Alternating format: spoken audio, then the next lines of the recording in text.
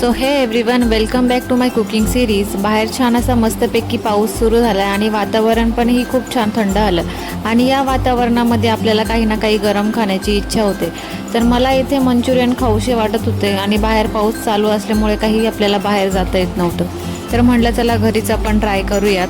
तर सगळ्यात आधी आपल्याला घ्यायचं आहे पत्तागोबी। पत्तागोबी आपल्याला ही खूप बारीक बारीक कट करायची आहे आणि यामध्ये ना आपल्याला 2 चम्मच एवढं लाल तिखट टाकायचं आहे आणि यामध्ये 1.5 चम्मच इतकं सोया सॉस टाकायचं आहे आणि यानंतर आपल्याला यामध्ये मंचुरियन मसाला असतो तो टाकायचा आहे। तुमच्याकडे जो अवेलेबल असेल तो टाका किंवा मंचुरियन मसाला नसेल तर तुम्ही त्याच्यामध्ये तांदळाचं पीठ किंवा कॉर्नफ्लोअर असेल हे दोन्ही 2-2 चम्मच करून तुम्ही टाका, सेम टेस्ट येईल। आता हे सगळं टाकल्यानंतर यामध्ये आपल्याला चवीप्रमाणे मीठसुद्धा टाकायचं आहे आणि मीठ टाकताना कमीच टाका, कारण की आपण यामध्ये सोया सॉससुद्धा टाकलेला आहे आणि यामध्ये बारीक चिरलेली कोथिंबीर आणि आपल्याला अद्रक लसूण घ्यायचं आहे आणि ते सुद्धा एका ग्राइंडच्या साहाय्याने त्याला आपल्याला असं मॅश करायचं आहे किंवा असं किसून घ्यायचं आहे, जेणेकरून याची टेस्ट अजूनही छान होईल। तर इथे मी 4-5 लसूण घेतलेला आहे आणि थोडंफार अद्रक पण घेतलेलं आहे आणि यामध्ये ते किसून घेतलेलं आहे। हे सगळं झाल्यानंतर यामध्ये मीठ ॲड करायचं आणि पूर्णपणे हे मिक्स करायचं आणि ह्याच्यामध्ये आपल्याला कुठलंही पाणी टाकायचं नाही, कारण की पत्तागोबीला सुद्धा पाणी सुटतं।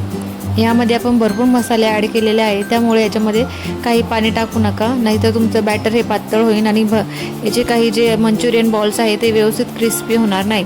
तर तुम्ही स्क्रीनवर बघू शकता मी इथे काहीच पाणी टाकलेलं नाही। तर याचं छान असं बॅटर तयार झालेलं आहे। त्यानंतर आपल्याला कढई घ्यायची आहे, त्यामध्ये गरम तेल करायला ठेवायचं आहे आणि यामध्ये एक मंचुरियनचे बॉल आपल्याला सगळे टाकायचे आहे। आता इथे कढईमध्ये जे तेल आहे ना ते आपल्याला चांगलं भरपूर असं गरम करायचं आहे आणि मगच त्याच्यामध्ये आपल्याला जे काही आपले मंचुरियनचे बॉल आहे ते टाकायचे आहे। तर इथे तुम्ही पाहिजे ते शेप द्या, मी असं राऊंड शेप देत आहे। त्याच्यानंतर हे टाकल्यानंतर चांगलं आपल्याला फ्राय करायचं आहे 10 मिनटापर्यंत। 10 मिनटं चांगलं फ्राय केलं ना तर हे चांगलं क्रिस्पी आणि कुरकुरी होतात, जेणेकरून खायला पण खूप छान लागतात। तर ही होती सिंपल रेसिपी मंचुरियन बॉलची। जर तुम्हाला माझी रेसिपी आवडली असेल तर माझ्या चॅनलला नक्की सबस्क्राईब करा आणि भेटूया आपण नवीन रेसिपीमध्येच। तोपर्यंत बाय।